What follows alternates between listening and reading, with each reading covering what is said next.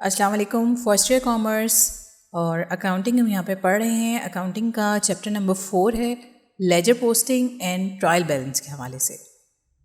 सबसे पहले हम यहाँ पे देखेंगे कि लेजर क्या होता है। लेजर की आपको यहाँ पे डेफिनेशन दी गई है।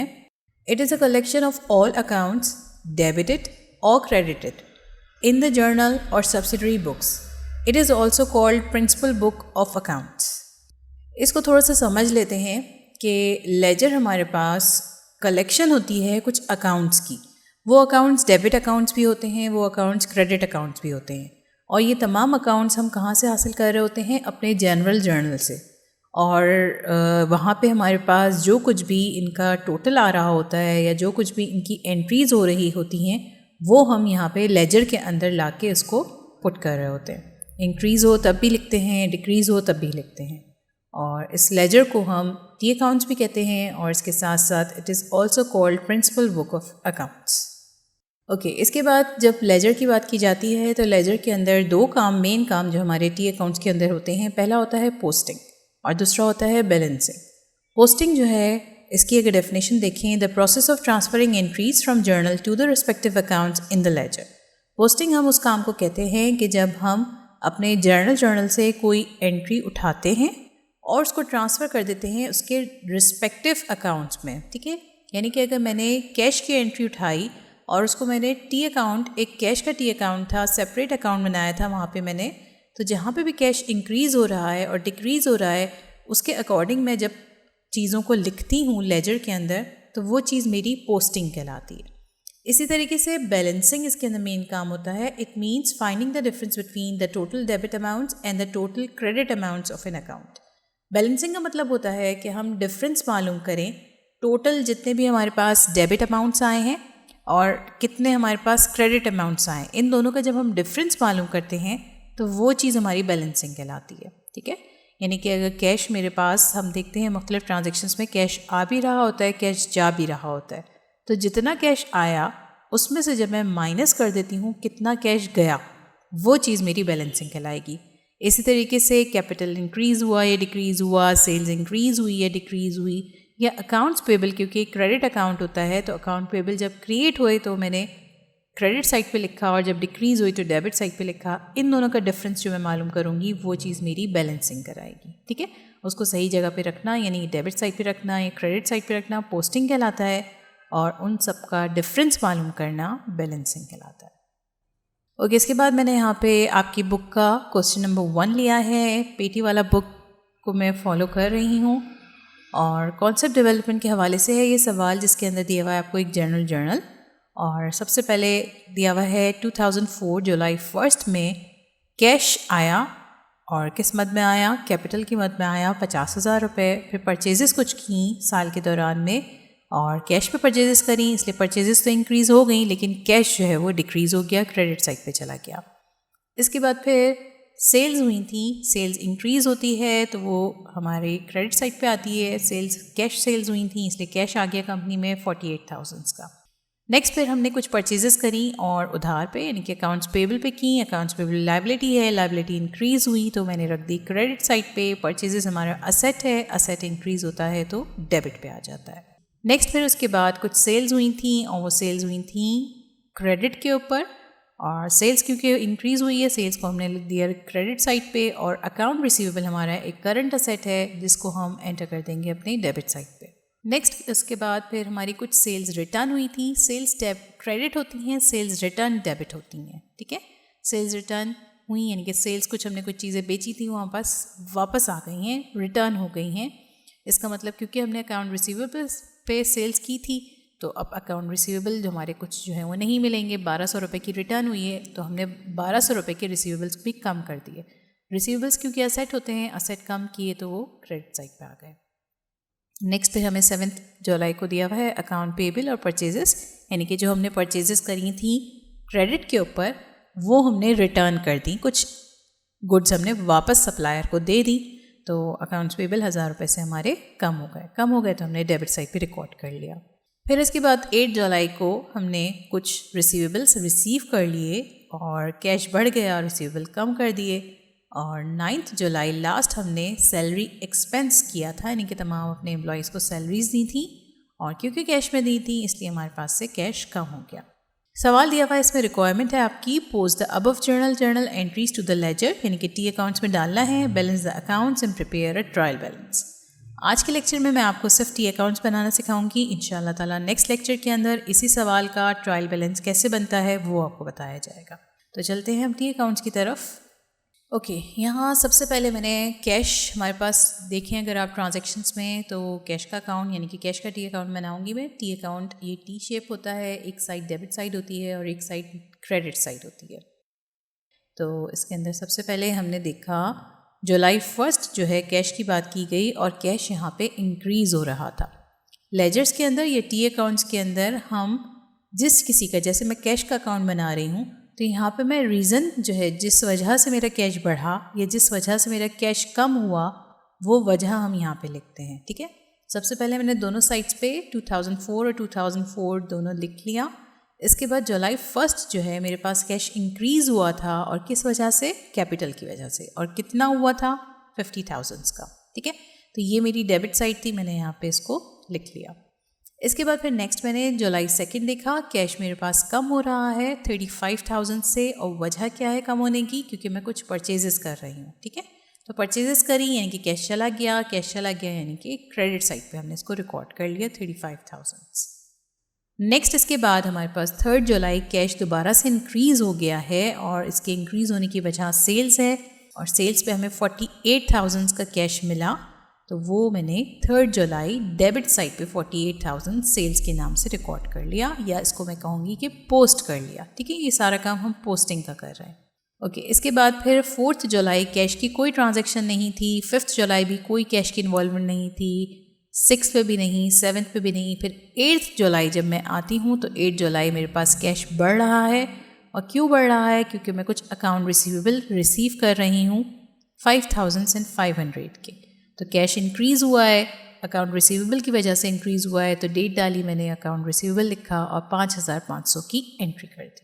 ओके, इसके बाद फिर नेक्स्ट हमारे पास 9 जुलाई को कैश कम हुआ, और कम होने की वजह थी सैलरी एक्सपेंस। जब कैश कम होता है तो उसको हम क्रेडिट साइड पे रिकॉर्ड करते हैं। क्रेडिट साइड पे मैंने 9 जुलाई लिख के सैलरी एक्सपेंस लिख लिया।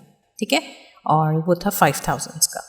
ये तो हमारी पोस्टिंग हो गई। अब इसके बाद मैंने इसकी बैलेंसिंग करनी है। बैलेंसिंग करने से पहले हमारे पास 2 चीज़ें होती हैं, एक होता है बैलेंस कैरी फॉरवर्ड और दूसरा होता है balance brought forward. Carry forward वो हमारा बैलेंस होता है जो मैंने क्योंकि देखिए हम पूरे साल की रिकॉर्डिंग कर रहे हैं, पूरे साल का हम अपना डेटा जो है अरेंज करके ट्रांजैक्शंस के ज़रिए हम रिकॉर्ड करके अपने पास रख रहे हैं। तो हमने ये जुलाई का मंथ देखा। जुलाई के मंथ में मैंने 1 जुलाई से 9 जुलाई तक मुख्तलिफ एक्सपेंसेस देखे जो कैश के ऊपर हो रहे थे। ठीक है, कैश आ रहा था, कैश जा रहा था, उसको मैंने यहाँ पे पोस्ट कर लिया। अब इसके अंदर जो मेरी डेबिट साइड है, यानी कि डेबिट साइड पे अगर आप देखें 1 को, 3 को और 8 को, 3 ऐसी तारीखें हैं जिसमें कैश आया, 50,000, 48,000, 5,500। ठीक है, इन तीनों को जब मैं आपस में ऐड करती हूँ और इसमें से मैं माइनस कर देती हूँ 35,000 जो कि मेरा क्रेडिट साइड पे आ रहा है, और सैलरी एक्सपेंस 5,000 का, ये दोनों जब मैं माइनस कर देती हूँ तो मेरे पास बैलेंस जो बचता है वो बचता है 63,500। इसको मैंने जो मंथ हमारा करंट मंथ था, जुलाई का मंथ था, जुलाई 31 को मैंने बैलेंस कैरी फॉरवर्ड या CD करके 63,500 रिकॉर्ड कर लिया। ठीक है, अच्छा इसमें ध्यान ये रखना है कि CD हमारा हमेशा उस साइड पे लिखा जाएगा, जैसे कैश जो है हमारा एक डेबिट अकाउंट है, इंक्रीज़ होने पे डेबिट साइड पे लिखते हैं, डिक्रीज़ होने पे क्रेडिट पे लिखते हैं। ठीक है, तो कैश हमारा डेबिट अकाउंट कहलाता है, इस वजह से इसका CD हमारा हमेशा आएगा क्रेडिट साइड के ऊपर। ठीक है, अब इसके बाद मैंने दोनों साइड्स को बैलेंसिंग किया और 50,000, 48,000, 5,500 को प्लस किया मैंने, तो बने 1,03,500। और दूसरी साइड पे 35,000 थे और 5,000 थे, दोनों को ऐड करते हैं तो 40,000 बनता है। और 40,000 में जब मैं 63,500 ऐड करती हूँ तो मेरा टोटल आ जाता है 1,03,500। ठीक है, तो ये तो दोनों साइड्स हमारी बैलेंस हो गई। सही है, अब बैलेंस करने के बाद हमने इसको, जो हमारे पास पैसे बचे थे, कैश बचा था, वो कितना बचा था? वो कैश बचा था बैलेंस CD वाला, यानी कि 63,500। इसको मैं ले जाऊंगी अपने नेक्स्ट मंथ में, ताकि मैं इस कैश को अगले महीने कोई परचेजेस करनी है उसके लिए इस्तेमाल करूं, या कैश कोई और रिसीव हो रहा है मेरा कहीं से तो उसके अंदर मैं ऐड कर सकूं। ठीक है, तो अगस्त 1 मैंने बैलेंस बीडी कर दिया 63,500। ठीक है, तो बैलेंस बीडी ब्राउट फॉरवर्ड है, बैलेंस सीडी कैरी फॉरवर्ड है। कैरी आगे करके लेके जा रहे हैं, और ब्राउट फॉरवर्ड इनके पिछले पीरियड्स में जो कुछ भी कैश बच गया था वो हम अगले पीरियड में ले आए हैं। ठीक है, ये सीडी और बीडी का आपका यहाँ पे कॉन्सेप्ट क्लियर हो गया। अब बाकी के अकाउंट्स के अंदर भी सेम इसी तरीके से हम सीडी और बीडी को यूज़ करेंगे। ओके, इसके बाद फिर नेक्स्ट यहाँ पे आपने ट्रांजैक्शंस जो हमने जर्नल देखा था, वहाँ पे हमारे पास नेक्स्ट था कैपिटल, और कैपिटल अकाउंट मैंने बनाया है यहाँ पे। और कैपिटल अकाउंट में सेम वही काम किया, ऊपर वाला डेबिट साइड और क्रेडिट साइड रखी, और देखा हमने जुलाई 1 जो है वो कैपिटल की एंट्री हुई थी, क्रेडिट साइड पे हुई थी। कैपिटल बढ़ा था 50,000 से, तो मैंने इसको क्रेडिट साइड पे जुलाई 1, और इन टर्म्स ऑफ कैश आया था कैपिटल 50,000 लिख दिया। ठीक है, अब अगर आप देखें इस जर्नल के अंदर कैपिटल का कहीं और जिक्र नहीं है, तो हम यहीं पे इसको रोक देंगे और इसको हम बैलेंस कर लेंगे। अगर मैं इसका सीडी करूं तो सीडी हमेशा अपोजिट साइड पे होता है। बैलेंस सीडी जुलाई 31 50,000 हो गया। दोनों साइड्स को हमने जब प्लस किया तो 50,000 डेबिट भी है और क्रेडिट भी है। ठीक है, अब इसी सीडी को हमने ब्राउट फॉरवर्ड करना है, यानी कि नेक्स्ट मंथ अगस्त के महीने में मैंने इसको लेके जाना है। तो मैंने अगस्त 1 लिखा और बैलेंस बीडी करके 50,000 लिख लिया अपनी क्रेडिट साइड पे। ओके, इसके बाद फिर नेक्स्ट हमारे पास अगर आप अपना देखें जर्नल तो वहाँ पे हमारे पास परचेजेस का जिक्र हो रहा है। तो मैंने परचेज अकाउंट बनाया, और परचेज अकाउंट में परचेजेस हुई थी कैश के ऊपर। तो परचेजेस क्योंकि हमारा असेट होता है, असेट हमारा इंक्रीज़ होता है, तो उसको हमेशा हम डेबिट साइड पर रिकॉर्ड करते हैं। तो सेम वही काम किया है मैंने यहाँ पे। डेबिट साइड के ऊपर मैंने 2 जुलाई को एंट्री पास की है कैश के नाम से, क्योंकि परचेजेस की थी हमने कैश के ऊपर, और 35,000 की थी, वो 35,000 मैंने लिख लिया। इसके बाद फिर मैं दोबारा अगर अपने जर्नल में जाऊँ और देखूँ कि परचेजेस कहाँ हो रही हैं, तो 4 जुलाई को हो रही हैं परचेजेस, और अकाउंट्स पेबल यानी कि क्रेडिट के ऊपर मैंने परचेजेस करी हैं 6,000 रुपये की। तो परचेजेस क्योंकि इंक्रीज़ हुई हैं तो डेबिट साइड पे ही लिखेंगे हम, और बता देंगे कि भाई अकाउंट पेबल के ऊपर हमने परचेजेस करी। ओके, अब दोबारा जर्नल पे आए और अब देखते हैं कि परचेजेस और कहाँ हो रही हैं, और कहीं भी नहीं हो रही परचेजेस। ठीक है, तो यहाँ पे आके हम स्टॉप हो गए। अब हमने इसको बैलेंसिंग करनी है इसकी 35,000 और 6,000 दोनों मिला के हमारे बन गए 41,000, और ये अमाउंट यानी कि ये परचेजेस हमारी टोटल जो हैं वो जाएंगी नेक्स्ट मंथ में। इस वजह से इसको मैंने क्रेडिट साइड पे जुलाई 31 लिख के बैलेंस सीडी कर दिया 41,000 का। दोनों की बैलेंसिंग करेंगे, दोनों साइड्स हमारी डेबिट और क्रेडिट इक्वल आ गई 41,000 और 41,000 की, और इस 41,000 को मैं बैलेंस बीडी में डाल दूंगी डेबिट साइड पे अगस्त 1 को 41,000। ओके, इसके बाद परचेजेस के बाद अगला हम देख रहे हैं यहाँ पे 2 जुलाई को कैश लिखा हुआ है, कैश को हम रिकॉर्ड कर चुके हैं। फिर 3 जुलाई पे हम जब आते हैं दोबारा से पहले कैश है उसको हम रिकॉर्ड कर चुके हैं। इसके बाद सेल्स का है अकाउंट, हमने सेल्स का अकाउंट बना लिया, और सेल्स के अकाउंट में हमें सेल्स हुई है, कैश पे सेल्स हुई है 48,000 की। सेल्स इंक्रीज़ होती है तो क्रेडिट साइड पे आती है। जुलाई 3 मैंने लिखा, कैश लिखा, 48,000 लिख दिया। इसके बाद मज़ीद हम ढूंढेंगे इसमें सेल्स, और 5 जुलाई को सेल्स हुई है 7,200 की, और ये हुई थी क्रेडिट के ऊपर सेल्स। अकाउंट रिसीवेबल क्रिएट हुए 5 जुलाई लिख के मैंने अकाउंट रिसीवेबल लिखा, और अमाउंट मैंने 7,200 लिख दिया। इसके बाद मज़ीद सेल्स हम देखेंगे, और कहीं पे सेल्स नहीं हुई है यानी कि अब इसकी क्लोजिंग कर देनी है अकाउंट की हमने। तो मैंने 48,000 और 7,200 दोनों को ऐड किया तो बने 55,200, जो कि मेरा जुलाई 31 बैलेंस सीडी हो जाएगा 55,200। क्योंकि ये हमारा क्रेडिट अकाउंट है इसलिए इसका सीडी मैंने जो बनाया है वो डेबिट साइड पे बनाया है। ठीक है, अपोजिट साइड पे। अब क्योंकि हमारे पास 55,200 की सेल्स हो चुकी हैं, इसको हमने नेक्स्ट मंथ में लेके जाना है। पहले हमने दोनों साइड्स को बैलेंस किया, दोनों साइड्स हमारी 55,200 से इक्वल हो गई, और जब हम नेक्स्ट इसके वो मंथ में लेके गए तो वो हमारे क्रेडिट साइड पे एंट्री करेंगे उसको अगस्त 1, और बैलेंस बीडी 55,200। ओके, इसके बाद फिर दोबारा से हम अगर अपना जर्नल देखें तो जर्नल के अंदर नेक्स्ट चीज़ जो सेल्स की बात आ रही है वो परचेजेस हैं। परचेजेस कर चुके हैं हम, अकाउंट्स पेबल आ गए हैं। अकाउंट पेबल का हमने टी अकाउंट बनाया और ये अकाउंट पेबल क्यों बने थे? परचेजेस की वजह से बने थे। अकाउंट पेबल हमारी लाइबिलिटी होती है। लाइबिलिटी को हमेशा जब इंक्रीज़ होती है तो क्रेडिट साइड पे लिखते हैं, ठीक है। तो मैंने यहाँ पे अकाउंट पेबल्स लिख लिए क्रेडिट साइड के ऊपर जुलाई 4 और इसको नाम दे दिया मैंने, परचेजेस की वजह से बने थे ये 6000 के, वो लिख लिया। इसके बाद दोबारा से मैं जर्नल के अंदर देखूँ अगर तो अकाउंट पेबल की एंट्री अगर तलाश करें तो अकाउंट पेबल की एंट्री आ रही है 7 जुलाई को। 7 जुलाई को अकाउंट पेबल जो है हमारे कम हो गए। क्यों कम हो गए? क्योंकि कुछ परचेजेस का रिटर्न हुआ था, यानी कि हमने कुछ ख़रीदा था, उसमें से कुछ चीज़ें हमने वापस कर दी, यानी कि अब 1000 रुपये की चीज़ें, यानी कि 1000 रुपये का अमाउंट हमें पे नहीं करना। इस वजह से हमारे पेबल्स जो हैं यहाँ पे कम हो गए। तो वो मैंने एंट्री यहाँ पे कर ली अपने डेबिट साइड पे 1000 रुपीज़ की।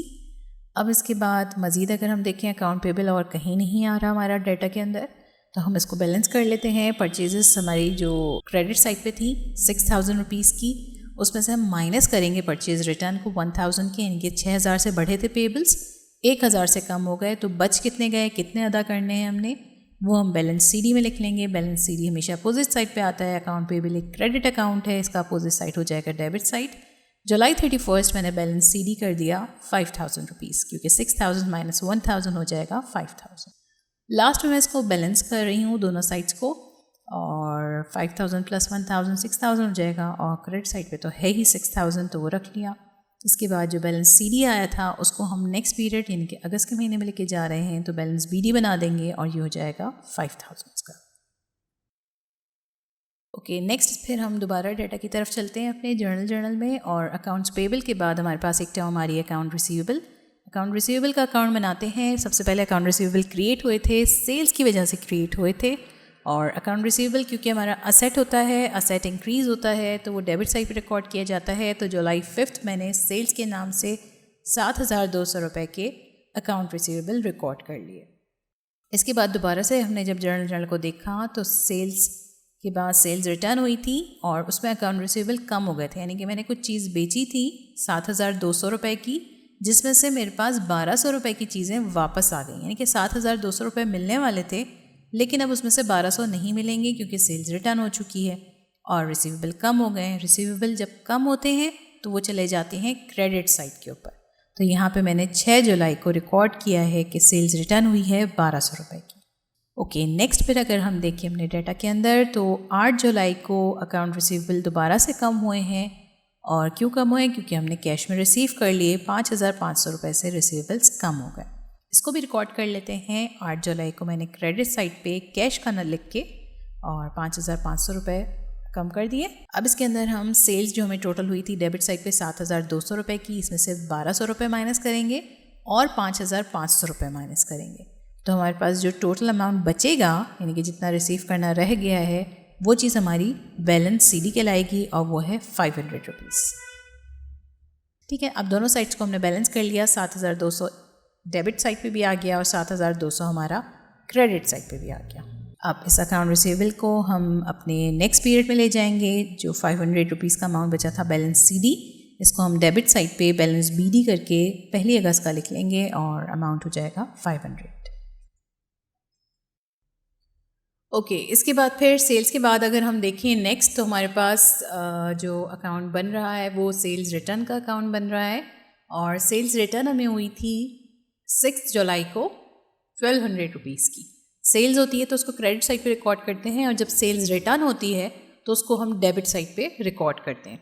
6 जुलाई को मैंने अकाउंट रिसीवेबल की मद में 1200 रुपये को कम कर दिया, क्योंकि अकाउंट रिसीवेबल अब हमें 1200 रुपये नहीं मिलने वाले, और सेल्स रिटर्न है किस वजह से हुई है, अकाउंट रिसीवेबल की मद में हुई है। ठीक है, इसके बाद इसका भी हमने बैलेंस सीडी कर लेना है, और इसको हम लिख लेंगे इसकी अपोजिट साइड पे, यानी कि क्रेडिट साइड के ऊपर, और सेम यही चीज़ हमने दोनों साइड्स पे बैलेंसिंग करी, और बीडी के अंदर भी हमने 1200 रुपये रख के 1 अगस्त को ट्रांसफ़र कर दिया। ओके, इसके बाद फिर नेक्स्ट अकाउंट जो हमारा बना वो परचेज़ रिटर्न का अकाउंट बना, और परचेजेस होती हैं तो डेबिट होती हैं, परचेजेस रिटर्न होती हैं तो वो क्रेडिट होती हैं। ठीक है, क्योंकि हमारा एसेट जो है वो कम हो रहा है, इस वजह से परचेज़ रिटर्न हो रही है, उसको हम क्रेडिट साइड के ऊपर रिकॉर्ड करते हैं। 7 जुलाई को हमारे परचेजेस रिटर्न हुई थी और अकाउंट पेबल के हिसाब मद में हुई थी हमें, तो हमने अकाउंट पेबल्स को कम कर दिया, यानी कि परचेज रिटर्न को हमने कम कर दिया और उसके अकाउंट के अंदर हम जो नाम डालेंगे वो अकाउंट पेबल लिखेंगे और अमाउंट हमारी थी 1000 रुपीज़ की। ठीक है, इसी अमाउंट को हमने नेक्स्ट पीरियड के अंदर, क्योंकि ब्रॉड फॉरवर्ड करना है, तो पहले सीडी कर लेंगे डेबिट साइड के ऊपर और फिर इसका बीडी कर लेंगे अगस्त 1 की एंट्री करके क्रेडिट साइड के ऊपर।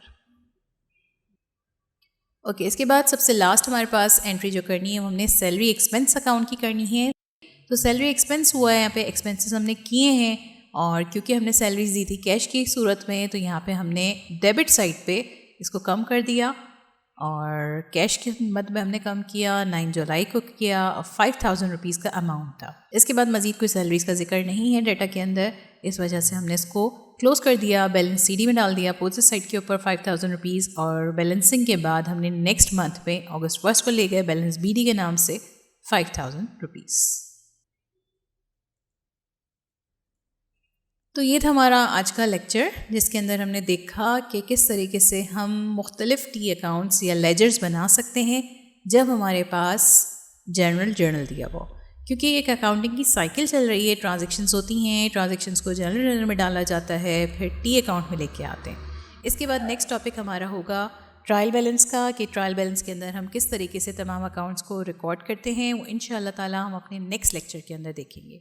उम्मीद है आज का लेक्चर भी आप लोगों को समझ आया होगा और इसके हवाले से कोई भी आपने सवाल करना है तो आप हमसे फेसबुक और इंस्टाग्राम के ऊपर अपने मैसेजेस कर सकते हैं या फिर इस ईमेल एड्रेस पे भी आप अपने तमाम सवालात पूछ सकते हैं। अगर ये वीडियो पसंद आई तो इस वीडियो को लाइक ज़रूर कीजिएगा, हमारे चैनल को सब्सक्राइब ज़रूर कीजिएगा। अल्लाह हाफ़िज़।